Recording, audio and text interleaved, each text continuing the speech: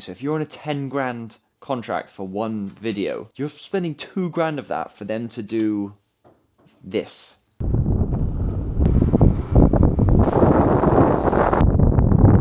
I'm just doing hill runs. I'm just getting ready for practice since I know they're going to call me up. Oliver, we need someone who's absolutely terrible.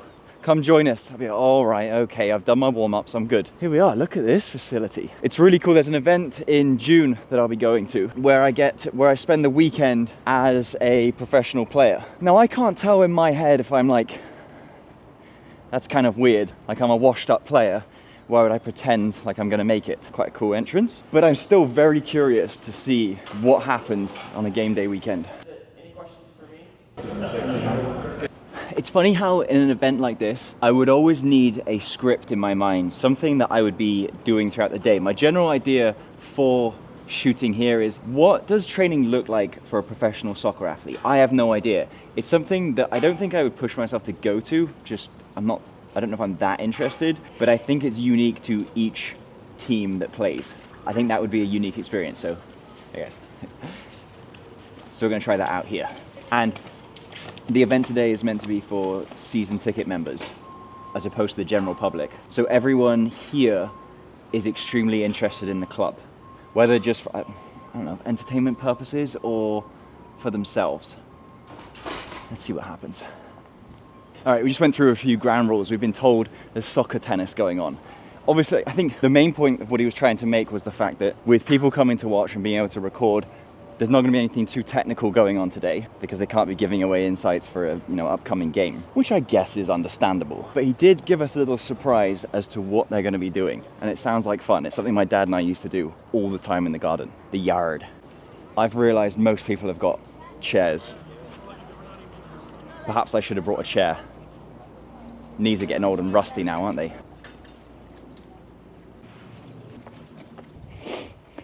I tell you, it's the grass that I think makes such a huge difference. I played on terrible grass in college, but this, it's not what I expected actually.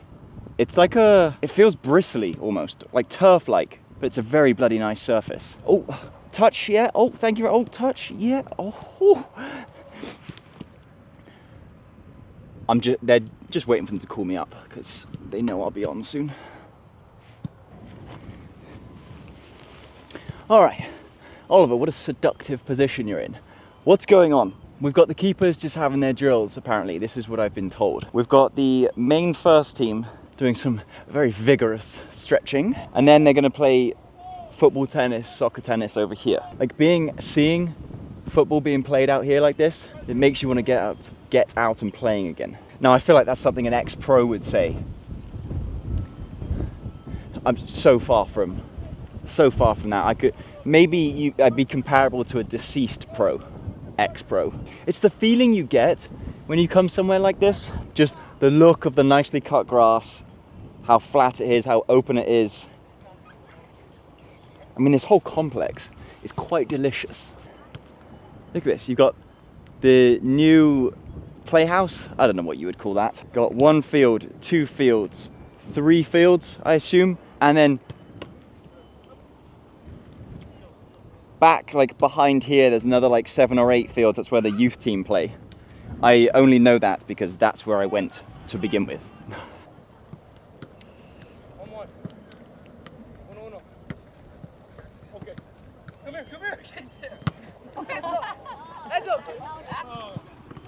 Here's how, get your leg out of the way, Oliver. Here's how I think this is going. I think this is this bottom one here closest to us is the losers, and up there is the winners.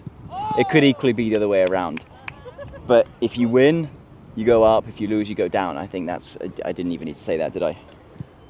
But I do need to say that I'm flipping baking. What temperature is it? It's 87. You know, the team are currently, I think, second from bottom in the league. And if I'm being hypercritical, I'm not sure this is the best thing to be doing in front of a public audience. I feel like the message it sends is, we're not taking this seriously. But equally, you could look at it as, we're trying to get morale up, we're trying to have some fun, show that the game's all about fun. And once people are having fun, they play better. Surprisingly, I'm not the coach. Yeah, so I'm watching other people putting on sunscreen, and I've realized I've made a massive mistake because I burn really easily too. Not ideal. Ah, that was an effort to put up. I guess while they're doing the same thing this whole time, I wanted to explain. This morning I worked on some of those pitches to go out to brands that I talked about yesterday. And when I say worked on those pitches, I worked on one. But I got the video shot, edit when I get back. And I thought about explaining why pitching yourself as a content creator is so much better than the typical route that everyone thinks is the right choice, including what I thought was the right choice, to find a influencer manager, a talent manager. I think that's possibly, I'd say 90% of the talent managers that you'll find, bad decision to go with. So I was just chatting to my contact and I was saying I think it would really add to the shareability of the video if I took one of the balls with me. They're also like $180 balls. And then he said, what if you got it all signed? I think that's a brilliant idea. So here we are. Dude, that's sweet. Thank you very much. No worries. That was a really good idea, by the way. Thank you. This ball is super flat, by the way, so there's not much I can do with it. See if we can do this with how flat it is. I'm going to be honest, I'm not sure how I feel about signatures and what, like, who was it? It was John Cena that said he used to detest going anywhere and having people stop him, ask for signature, photos and whatnot, until he realized to embrace it, that actually it's all just part of his job. Like, he couldn't do his job without that part of it. Let me get some signatures. Thanks, man. Appreciate it. It's a bit flat, isn't it? Cheers.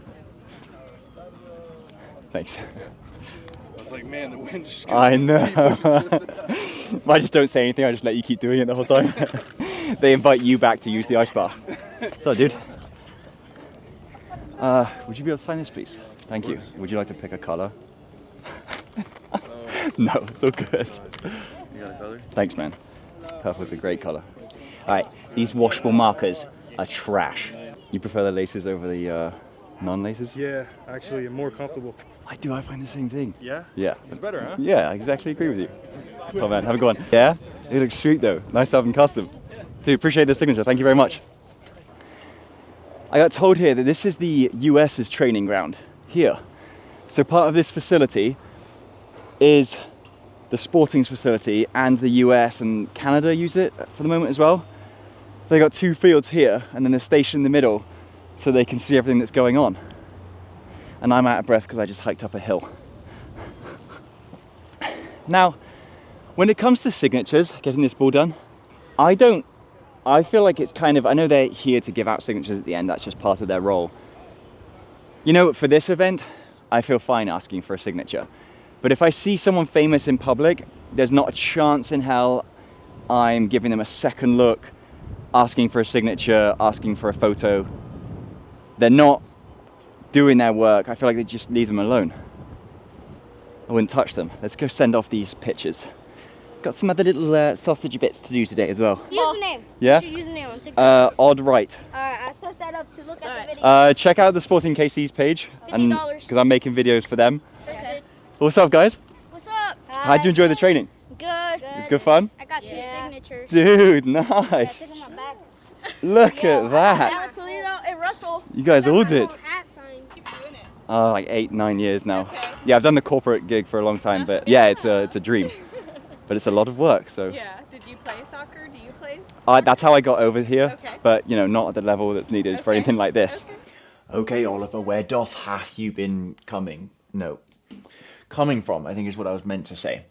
But I did want to talk, what I meant to come over here, I did want to talk about probably the worst decision I've made as a content creator, so. I was going to explain it this way, but I think I have an easier way to explain it, which should be easy to understand.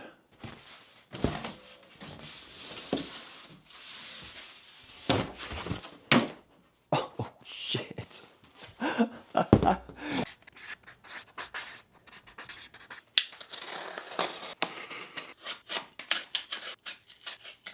Okay, here we are.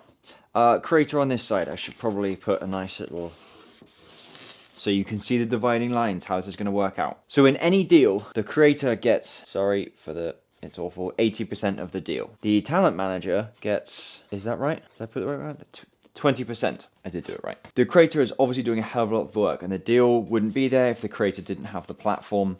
The talent manager is meant to perform a very nice role, and some do it very well, some don't. So a deal comes in and you have a look at the deliverables of what this is. What the hell am I saying? So an email comes in and you have to talk about the deliverables. How many videos do you want to do? Do you want to post on TikTok, Instagram, and YouTube, etc., etc.? You'd think, no, the creator wants to be able to do it, but it has to come through the talent manager first. But of course it needs the creator. So that becomes something that is now on the creator's side of things. No, that's not fair, is it? It should be in the middle at least. Then you have the initial yes or no. Are you happy with the brand, what they're asking for, etc.? And you give your, okay, let's keep talking. Is this gonna work? I hope this works. Then you talk about the initial rate. Now a good talent manager would know what your rate is, your upper bound, your lower bound, what's the most amount you'll charge, what's the least amount you'll accept. Mine haven't been like that, so they've come back over to the creator side. A little bit of a trend here. Then you have to look at the concept. So let's say you're going ahead and the brand says, all right, well, what do you have in mind? Obviously the talent manager can't be the one doing that, depending on your content type. So for me, that's back on my side. And then you're approving or creating the script. Again, straight up creator's side. Then you'll probably still continue with negotiations as things do, and then you'll have to give your approval on that. So you're bringing this all the way down. Like, will you accept this much? Okay, I'm thinking about going back with this much. Does that work? What am I doing? And then you have any script changes. Now that obviously comes through the talent manager from the brand, but it still completely lies on you. That's all of the work there. Now I try not to do any kind of changes. It's like, it is what it is, but obviously I'm open to something reasonable. Contract red lines. Checking through the contract to make sure, because here's the real difference. There, in lots of influencer contracts, you'll find that they'll try and get rights to all of it, so that they completely own it. They can do whatever they want with it, post it wherever, split it up, do whatever. And if they don't have that, there's normally a clause that they'll want to use it forever, to be able to post it forever, and especially if you're having them run ads on the content, you don't want to be doing that. So you have to be checking off on these things, because it's not extra work for the talent manager to take those out of the contract. The only one it hurts is the creator, so it's creator to be vigilant for that. Caption, obviously, talent manager could have an input as to, okay, it needs this and that. That's going on the creator side. That is not shared work. And then you, the creator, have to give final approval, which goes through the talent manager, so I guess we'll kind of give them that one. And then finally, my talent managers, I think they should have been doing this, taking the link and sending it onto the brand, but I was having to do it. So that just goes completely on my side, because they should be doing that flat out. So for your 80%, you'd think you'd be getting the majority of these services in that 20% that you're paying. So if you're on a 10 grand contract for one video, you're spending 2 grand of that for them to do this, if you don't have a really good one. It's my night tonight, so I'd like to do something.